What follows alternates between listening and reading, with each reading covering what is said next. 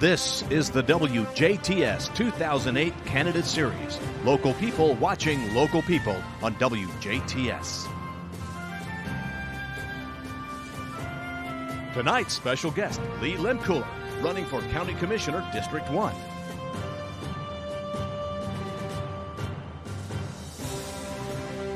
And Marvin Eisenhut, running for County Council at Large. Welcome to the Candidate Series. Our guest with us at this time is Lehmkuler, who is running for the office of DuBois County Commissioner, District 1 on the Republican ticket. This is your first venture into politics, I take it? That is correct. Tell you what, to start off with, why don't you tell us a little bit about Lehmkuler? Okay. Well, thank you, Paul. I graduated from Southridge High School in 1973. I'm a member of Salem United Church of Christ in Huntingburg, also the Huntingburg Optimist Club, YMI Club, and I'm a past member of the DuBois County Solid Waste District Advisory Committee Board, and I'm a past member of the Indiana Recycling Coalition, and I assisted a number of communities in establishing curbside recycling programs here in Indiana. As you recall, Huntingburg had one of the first curbside recycling programs in southern Indiana. I'm a fan of IU basketball, St. Louis Cardinal and Cleveland Indian fan, and also a Indianapolis and Cleveland football fan.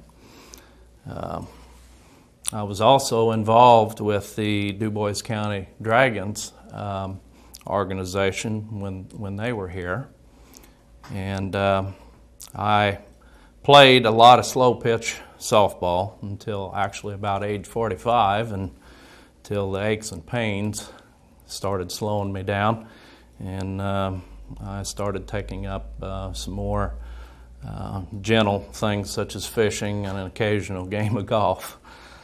So I've been married to my wife, Diane Fairbach Lehmkuler, for 29 years, and she is the founder and director of the Angel Mission for Kids. And we have one daughter, Jill. My mother, who is 88 years old, the former Helen Helmrich Lehmkuler, lives very close to us. Basically, after graduation, I was employed with Lake Helmrich Village and their excavating firm for 5 years, and worked on construction of roads, storm sewers, lakes, and other infrastructure at Lake Helmrich Village, and multiple custom work sites outside of the gated community itself. After our goals had been met at Lake Helmrich, I moved on to Black Beauty Coal Company for a period of time. In the late 70s, United Minerals Incorporation formed their company, and I was employed with them for approximately 5 years, actually up until January of October of 1984. During a time period leading up to October of 1984, I had been approached by some of the Democrat and Republican members which sat on the City Council, and asked if I would be interested in the street commissioner's position at that time. And there I had to think a little bit. And after a lot of thought, I agreed and was employed in that capacity from January 1st of 1985 through December 31st of 2007. During that time period, I worked for 3 mayors, Mayor Dale Helmrich, Mayor Connie Knies, and Mayor Gail Kemp.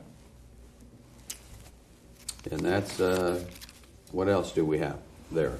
That cover it? That pretty well covers Well, you've it. certainly been a working man. Yes, I've been busy. Yes, you have. Why are you seeking this office? Well, I've always had an interest in government issues. I've been around government issues for a long time. After serving as a street commissioner for 23 years and a machine operator for 12 years, I feel like I've been on both sides of the aisle, actually. And let's face it, funding for all aspects of government operations are tightening up, and the best possible strategies need to be utilized to solve these problems. For instance, as street commissioner, I was responsible for all operations of the department, including maintenance of city streets and sidewalks, snow removal, storm sewer installation and maintenance, solid waste removal for approximately 13 years before it was privatized, and recycling issues, as I have mentioned before, construction of new streets, planning for new streets, repaving and construction, trying to maintain what we had, and fleet vehicle maintenance, personnel management, and then trying to basically support all other departments as necessary, do what we could. What are the issues that you would like to address today, that you would speak about? Well, first of all, I'd like to say that, you know, I feel with my past experience that I could be a cost-efficient public servant and a commissioner if elected.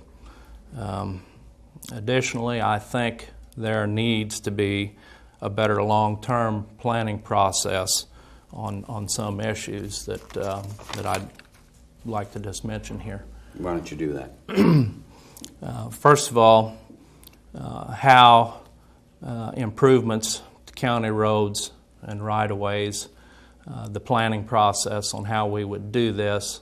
I think everything goes back to long-term planning. That's one issue. Another issue is I think there needs to be a better, closer tie relationship between our county and our city, especially on joint co-op on different projects. And then thirdly, as this spring and winter have proved to us, drainage issues are, I've had a number of comments on drainage issues. Yes, we certainly have had the rain, haven't we? Yes, we have. And is there anything else you would like to address on these issues? Yes. I think there, as I said a while ago, there needs to be a long-term plan.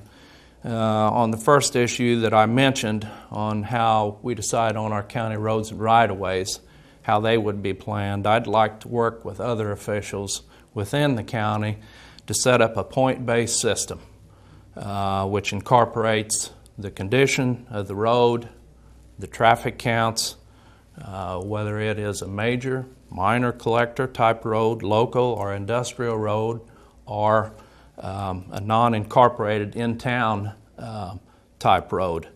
And then obviously all of your costs for those improvements, including your storm sewers, need to be incorporated into that long term.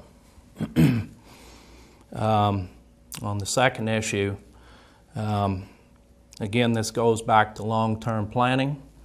I think we need to establish closer communication ties between our elected officials in our communities so that we can better address infrastructure needs, especially in areas where county and city and towns border up to each other. This will maintain and expedite new jobs as well as, you know, help our safety factors in those areas, especially on our roads. Anything else, sir? Drainage issues, again, going back to what this spring has proven to us. I think that we're going to have to put our heads together as a drainage board and come up with some real innovative thinking to kind of nail down a permanent plan on how we want to address these situations. And obviously the faster we can move the water out and drain properties, that means the faster that farmers can get in their fields. Yes, it does. I tell you what, Lee, you just have a couple of more minutes here, so if you would like to finish with your comments and make a closing statement. Well, I guess as far as my closing comment, I'd just like to say that I feel like my 23 years of experience in government issues and other background experience qualifies me to deal with the decisions and planning which need to be made as a county commissioner. I know how to communicate with contractors and personnel who are working for you, representing the county's best interests. I am extremely budget conscious and willing and able to adapt to changing circumstances. As I said earlier, funding for all aspects of government functions is tightening up, and the best strategies need to be used to save taxpayers' money. I will work hard to accomplish that goal. And I'd just like to thank you very much for listening, and the viewers, and I would appreciate your vote in both of the elections. Thank you very much. Lee Lehmkuler, candidate for Du Bois County Commissioner, District 1 in the May 6th election. Thank you. Thank you, Paul. Welcome to the candidate series. Our guest at this time is Marvin Eisenhut. Marvin is running for the Du Bois County Council at Large seat on the Republican ticket. Yes. We welcome you to the candidate series. Well, thank you very much, Paul. First of all, I want to say thank you for allowing me this opportunity to have this discussion with you and for the taxpayers to get to know me just a little bit better. Well, thank you. So why don't we just start off with you telling me a little bit about you and the family and what you've been doing. Okay, I'll run through a bit of my history. My wife and I, Vicki, live in Hayesville on the north side, and we have 3 children. Gene Eisenhut, who lives in Hayesville and operates Gene Eisenhut Excavation. We have a daughter, Tina Terwisky, who lives in Hayesville, and she is a teacher with the Northeast Du Bois School Corporation. We have a daughter, Tara Ebelhair, who is a teacher in the Southeast Du Bois County School Corporation. And we have 7 grandchildren. Another part of my history is I'm a lifelong member of St. Paul's Lutheran Church. I have served as president, vice president, treasurer, and financial secretary of the church. I was also a Sunday school teacher, and currently I am co-chairman of the social ministry funeral dinner program. I'm also currently the bell ringer for one of the bell ringers for church. I'm also a caretaker for St. Paul's Cemetery. I'm currently serving as trustee of Harbison Township. I've passed my assessor's courses that are mandated by the state. I am both a level 1 and a level 2 assessor appraiser. I have completed those classes in the required amount of time, so I feel really good about that and having the knowledge behind me. I currently am on the board of directors of the Northwood Retirement Community.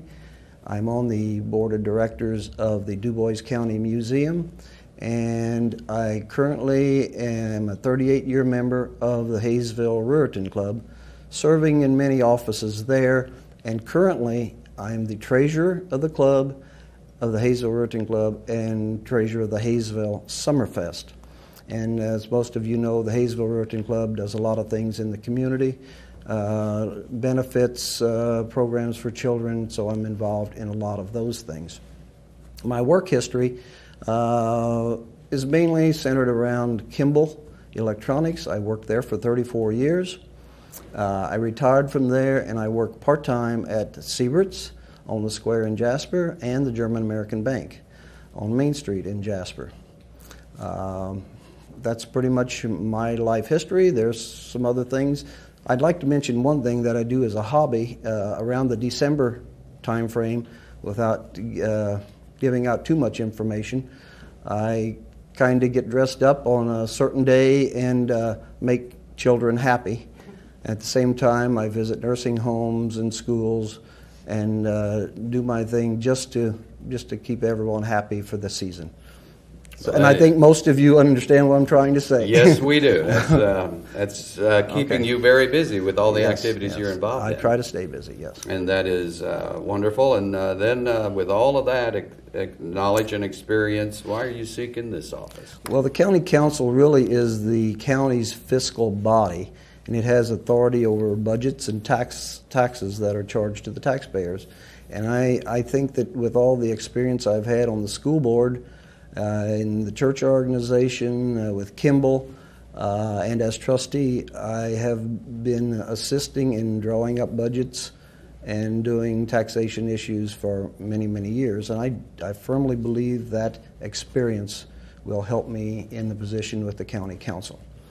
I'm fiscally a conservative, and I would like to be on the county council to help two fellow Republicans. One is Jerry Hunefeld, the other is Mel Minke, to try to exercise some restraint on budgets and to hold down taxes. The county council may change here in the future. I don't know if some of you are aware, but the Kernan Shepherd Commission has drawn up some suggestions for local county government. They have not been enacted by the General Assembly to any great degree, but I think that will surface again as soon as the General Assembly reconvenes in, I think, next spring.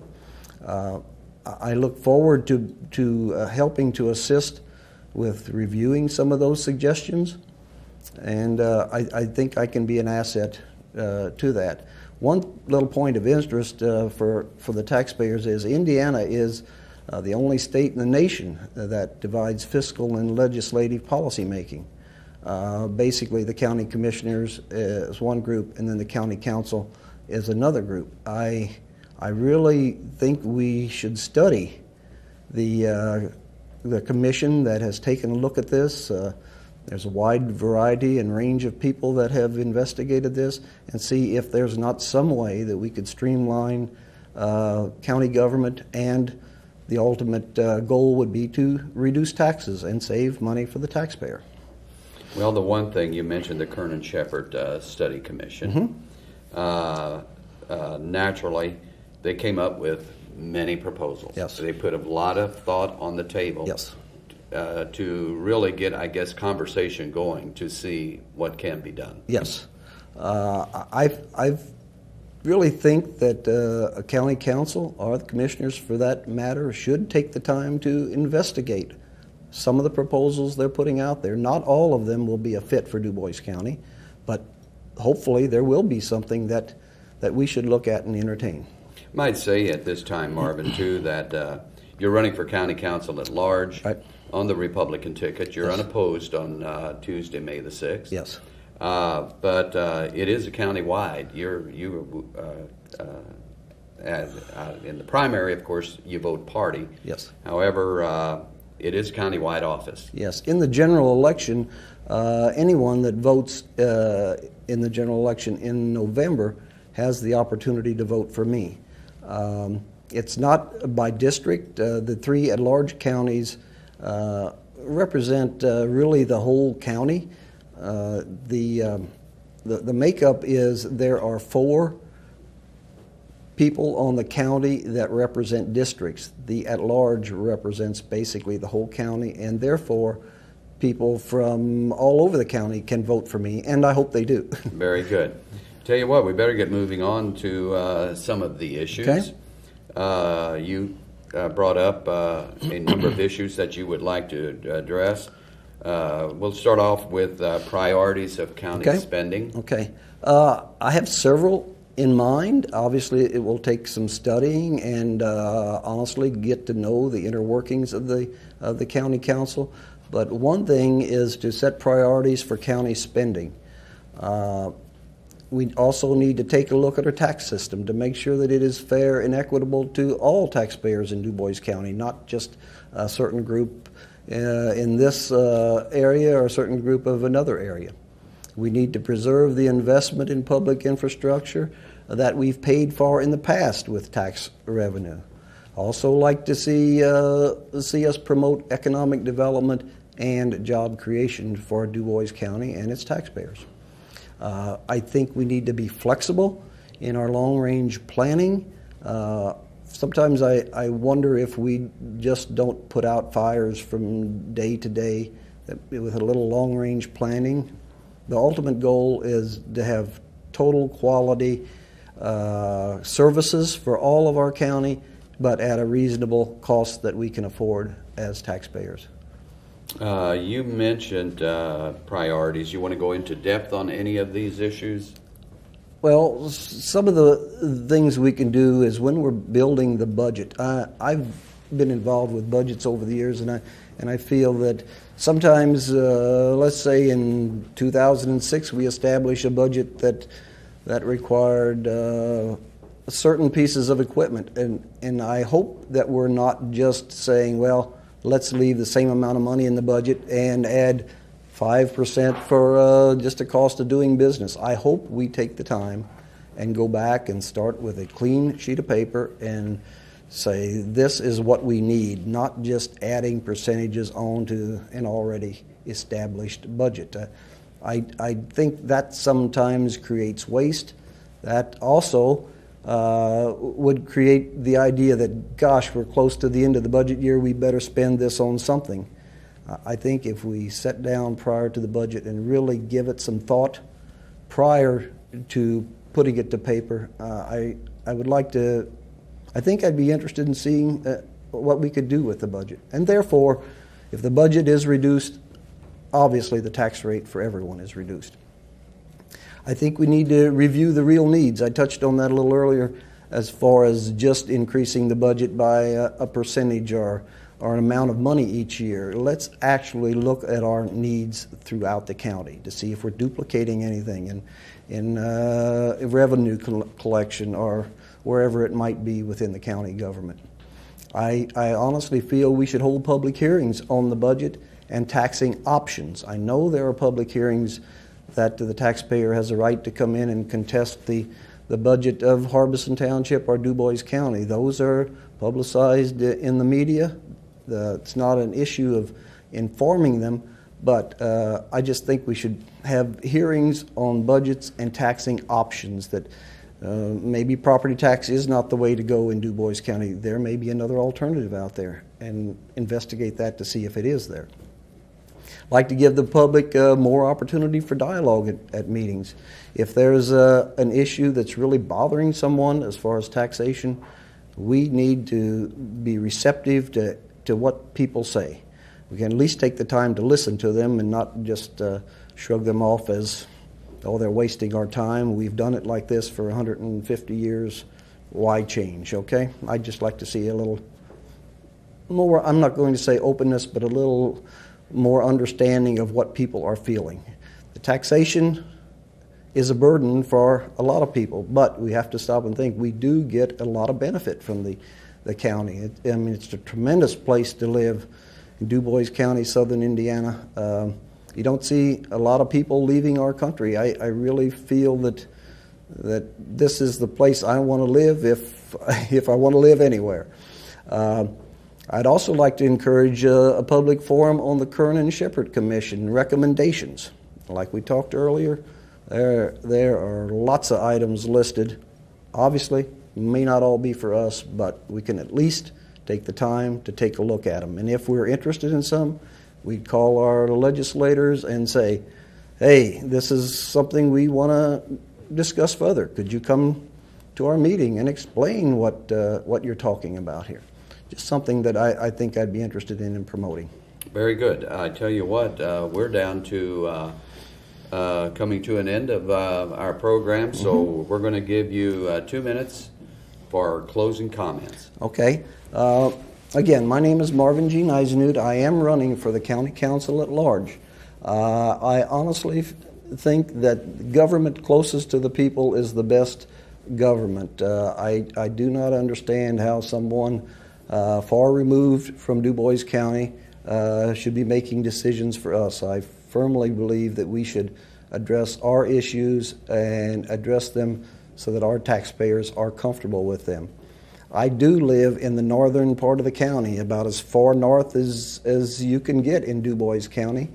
And I do not know the exact history, but I do not believe we have been represented by an at-large person on the council for a number of years. I think that gives us a fair and balanced approach to Du Bois County government. I would like to see the council make it comfortable for people that appear before the county council to be not scared to say what they want to say. I feel sometimes they get intimidated by 7 people sitting behind desks. We need to be open and understanding and willing to listen to them. I pledge to be available to all people in Du Bois County. As I said earlier, I'm not running from a particular district. It is county-wide, so I welcome conversation from Ferdinand, Birdseye, Holland, Huntingburg, Du Bois, Celestine, Jasper, the entire county of Du Bois. When it comes to making tax decisions and putting a burden on people, I will be very thoughtful in my decisions. After all, I'm a taxpayer, and I really think we need to take the time and study what we're asking for. As I mentioned in my opening statements, I have experience in a wide range of public services, and I have been helping to draft budgets for many, many years. And I honestly feel my experience with that will be a benefit to the county. Some new solutions to ongoing problems and changes I think would be helpful for our political system here in the county. And I'd like to see economic and cultural environment changes in the county, but that would come as I become more familiar with what is going on. I think my strongest point for me as a candidate is my history of being involved with organizations and government issues, and I feel I'd be a real asset to county government. This time I'd like to ask you for your support in the May 6th election. I know it is a primary election, and I really solicit your help in the November general election, where we'll be picking 3 candidates from the slate that is listed. I'd also like to thank you as the taxpayers for taking the time to listen to my proposals and my thoughts and dreams, and hopefully it'll be a successful campaign. I will do my best. I already have the yard signs, I have the stickers, I have the business cards. I'm pretty much ready to go, but as we talked earlier in the primary, basically unopposed at this time, so the actual campaign will start in earnest very shortly. So I ask for your support and your vote in the fall. Thank you. Thank you, Marvin Eisenhut, County Council at Large candidate of Du Bois County. Thank you for being our guest today. I definitely want to say thank you again for giving us this time, and it was a very generous offer, and I appreciate it very much. Thank you.